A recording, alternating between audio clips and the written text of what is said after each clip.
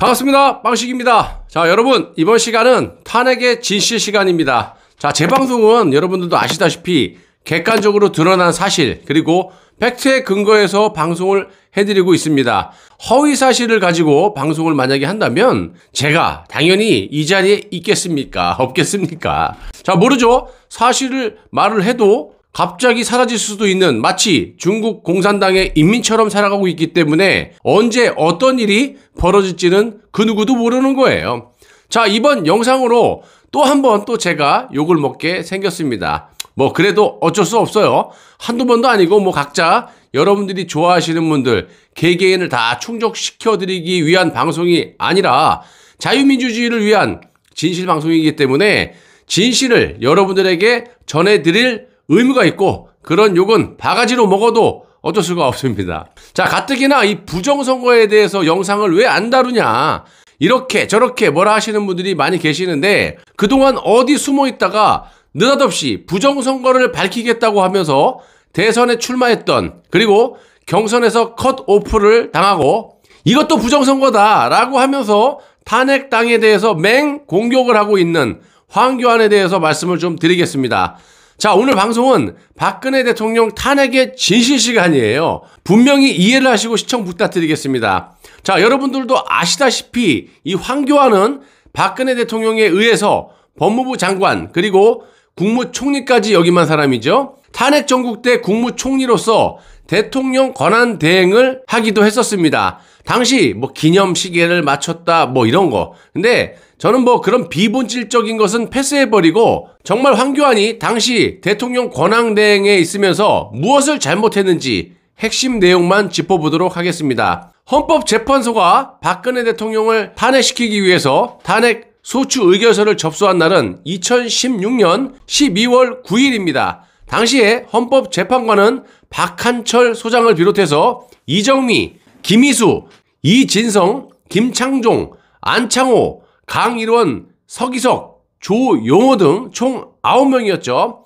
9명의 재판관 중에 3명은 대통령이 임명을 하게 되어 있고요. 또 3명은 국회에서 선출을 하게 되어 있습니다. 그리고 나머지 3명은 대법원장이 지명하게끔 헌법재판소법 3조의 규정이 딱 되어 있습니다. 헌법재판관은 국회 인사청문회를 거쳐서 최종적으로 대통령이 임명을 하게 되는 거예요. 자, 재판관의 임기는 6년이고 연임은 가능하지만 정년은 70세로 제한이 딱 되어 있습니다. 당시 탄핵 소추 의결서가 접수됐을 때 헌법재판관 2명은 임기 만료를 앞두고 있었고요. 박한철 소장의 임기가 2017년 1월 31일 그리고 역적 이정미의 임기는 2017년 3월 13일까지였습니다. 자, 여기 한번 보시면요.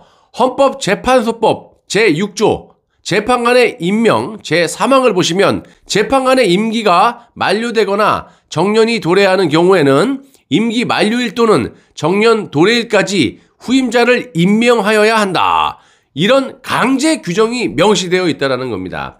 자, 역적 이정미 재판관은 대법원장이 지명한 케이스여서 당시 대법원장이 누구였습니까? 양승태였죠. 이 양승태는 이정미 재판관의 임기가 끝나기 전인 2017년 3월 6일에 이선의 변호사를 후임자로 지명을 했고 국회 인사청문회를 통과한 이선의 지명자는 대통령 권한 대행이었던 황교안에 의해서 2017년 3월 29일 헌법재판관에 임명이 됐습니다. 권한 대행으로서 임명권이 있기 때문에 임명을 한 거예요. 자, 이제부터가 중요한 부분인데요. 박한철 재판관은 대통령의 몫이었기 때문에 당연히 누가 해야 됩니까? 당시 대통령 권한 대행이었던 황교안이 해야 되는 거죠. 황교안이 후임 재판관의 지명권과 임명권을 갖고 있었기 때문에 이 사람이 해야 되는 거예요. 또 안 해서는 안 돼. 당연히 해야 되는 거예요. 의무예요, 의무. 박한철 재판관의 임기가 끝나가는데도 법무장관과 국무총리를 지낸 이 황교안은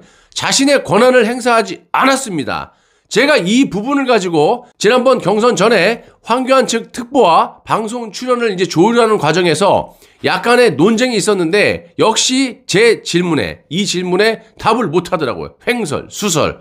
당시 자유한국당 의원이었던 나경원이 대통령 권한대행에게 박한철 후임의 재판관 임명을 촉구까지 했는데 황교안은 끝내 외면해버렸죠. 왜 그랬을까요? 당연히 황교안만 알고 있겠죠.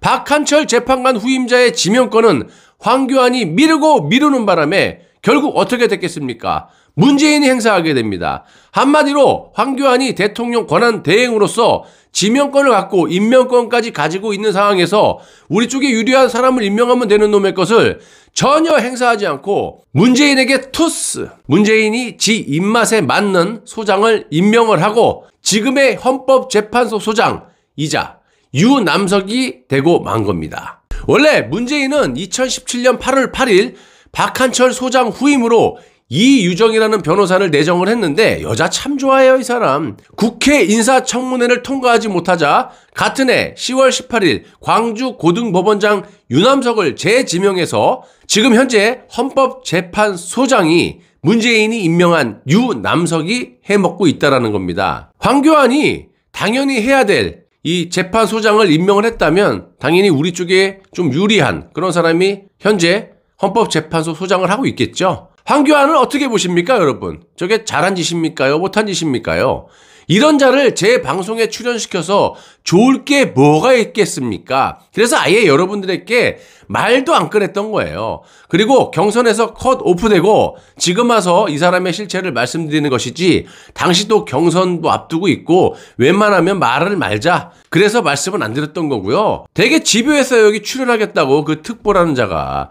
자, 어차피 안 될 것 뻔한데 이런 마음에서 방송에 아예 다루지도 않고 거론조차 안 했던 겁니다. 다시 돌아가서 박한철 소장은 자신의 후임자의 임명이 황교안 때문에 지체되자 임기 만료 6일을 앞두고 헌법재판소 심판정에 열린 이 변론 기일에서 폭탄 선언을 합니다. 취지는 이렇습니다.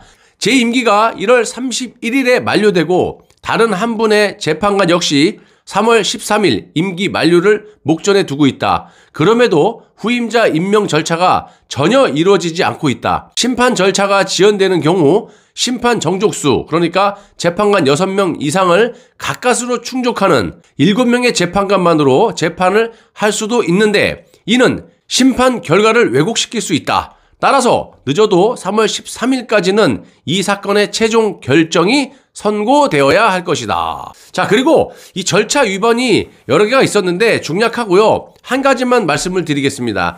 국회는 조작되고 선동된 이 여론의 편승에서 증거도 없이 국가 원수로부터 지위를 가지는 현직 대통령에 대한 탄핵 소추안을 의결을 했고요.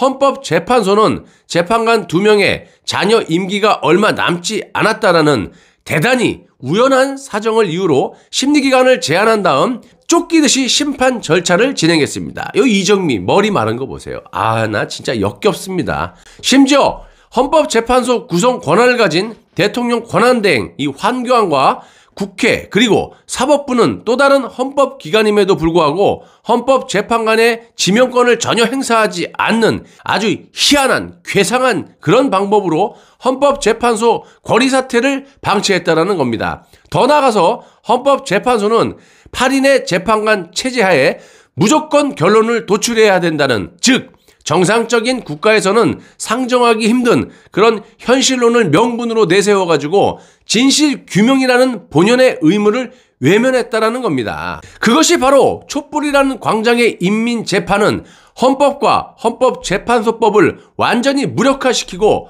헌법재판소는 이런 일련의 분위기에 기대어 탄핵의 형식적인 절차를 완성하는 용도로 법을 해석하고 적용해 버린 겁니다. 또한 검찰은 탄핵 이후 이어진 수사를 통해 뒤늦게 탄핵 사유를 보완하면서 탄핵의 실체를 은폐하기에 급급했습니다. 자, 이러한 위선적인 행태들이 연속이 되면서 합법적인 선거를 통해서 당선이 된 이 대통령에 대한 무자비한 인권 유린과 정치 보복은 지금까지도 지속되고 있고요. 박근혜 대통령 탄핵 이후 우리 사회의 법치주의의 시계바늘은 완전히 거꾸로 되돌아가기 시작한 거였습니다. 똑딱똑딱 뒤로 그냥 후퇴하기 시작했죠. 여러분, 만약에 황교안이 당시 대통령 권한 대행으로서 당연히 해야 할 헌법재판소 소장을 제대로 지명을 하고 임명을 안 했기 때문에 문재인에게 임명 권한이 넘어간 것이고 문재인이 임명한 유남석이 지금까지도 헌법재판소 소장을 하고 있는 겁니다. 이걸 어떻게 봐야 됩니까? 해야 되는 걸 안 한 거예요, 여러분. 왜 해야 되는 건 안 하고 쓸데없는 것만 하냐 이 말이야. 솔직히 황교안의 속이 빤히 들여다 보이는 것이요. 지금 와서 이 부정선거를 외치고 있지만 작년 4.15 총선 때 당신은 뭐 했어 그러면? 그때는 뭐 했냐 이 말이에요. 말을 한번 해보시고 황교안은 4.15 총선을 말아먹은 장본인 아닙니까? 절대 부정할 수 없는 사실이고 당시 여러분들의 애국 활동으로 인해서 미래통합당이 빚을 조금 보려고 할 때 이자가 느닷없이 신년 기자회견에 기어 나와가지고 문재인과의 영수회담을 제안했는데 아주 그냥 단호하게 됐어 임마 너랑 왜 얘기해 거절당하는 그런 수모를 겪었고요. 문재인에게 잘 보이기 위해서 굴욕적으로 총선을 대승하면은 저것들을 싹 다 그냥 감옥에 넣겠다. 정권 교체를 제대해갖고 벌을 주겠다. 이게 아니라 총선에서 대승을 해갖고 개헌을 하겠다라고 한 사람이에요. 내가 방송을 얼마나 많이 했습니까? 좀 황당한 소리라고 앉아있다고. 그리고 이 낙연에게 지는 것이 겁이 나가지고 여기 지었고 저기 지었고 될 만한데 여기저기 쑤시다가 결국 등 떠밀리듯이 출마해가지고 대패를 한 후에 총선 결과가 끝나기도 전에 그냥 당을 박차고 기어나간 자입니다. 그리고 김종인을 꼽아놓고 내각제를 위한 시동을 부릉부릉 건 인간이고 제가 작년에 뭐라고 했습니까? 저자가 떠나면서 분명히 내각제 시동이 걸리면 다시 슬그머니 기어들어와서 한자리 깨찰 것이다. 그러니까 그때 정계 은퇴가 아니라 물론 뭐 정계 은퇴를 하더라도 김대중 같은 경우 몇 번 정계 은퇴를 했습니까? 다시 또 그냥 슬그머니 기어들으면 되는 거지. 근데 형식적이라도 정계 은퇴가 아니고 그냥 당대표만 딸랑 남겨놓고 선거가 끝나기도 전에 밤 11시인가요? 그냥 쓱 도망간 놈 아닙니까? 아닌가 다를까 이번에는 당대표였을 때 아무것도 하지도 않았던 부정선거를 들고 나와가지고 대통령 출마 선언을 하고 이제는 급기야 컷오프를 당하지 않았습니까? 그리고선 이번 경선도 득표율이 조작됐다 이러면서 경선 중단, 가처분 신청까지 냈습니다. 솔직히 모조리 부정선거라면요. 탄핵당에 남은 경선도 하지 말고 대통령 선거도 보이콧해야죠. 뭐 하려고 선거합니까? 보나마나 이길 때까지 부정선거라고 할 텐데 정말 부정선거라고 생각하신다면 다른 거 하지 말고 선거를 안 하겠다 이런 운동을 전국적으로 해야 된다라고 봅니다. 뭐 쓴 놈의 대통령 선거를 뭐 하려고 합니까? 하나마나 부정선거인데. 그리고 앞으로 뭐 경선 뭐 하려고 합니까? 다 부정선거인데 하지 말라고 그냥 다 때려쳐 그냥 강목 두고 나와서 그냥 선거하지 말자 그래 그냥. 이 부정선거 컨텐츠를 다루는 사람들은 뭡니까? 부정선거라며 그럼 선거를 하지 말자고 해야지 선거에 대한 정치 평론을 하고 있어요. 문재인은 우리가 꺾을 수 있다. 정권 교체가 가능하고 이게 말이 됩니까? 둘 중에 하나만 해. 부정선거면 아예 선거를 하나만 하니까 선거하지 말자고 하던가. 이거는 뭐 부정선거라고 하면서 또 한쪽에서 평론을 하고 있어요. 다음 정권을 우리가 갖고 온다. 윤석열이 된다. 누가 된다. 이게 말이 됩니까 여러분? 그래서 내가 보수 유튜버들 이거 참 쓰레기라고 말을 하는 겁니다. 아무리 정치판이 더럽다고 해도요. 이건 국민을 완전히 곤충으로 보고 무시하는 짓거리로밖에 보이지 않아요. 저는요. 여러분 나라는 저들이 절대로 구하지 못합니다. 망치면 망쳤죠. 이 나라의 주인인 이 우리 국민들이 정신을 바짝 차리고 지켜야 됩니다. 현명한 판단으로 제발 이 나라가 더 이상 이상한 괴상한 쪽으로 가지 못하게 단디 붙들어야겠습니다. 지금까지 시청해주신 분들 끝까지 시청해주셔서 대단히 감사합니다.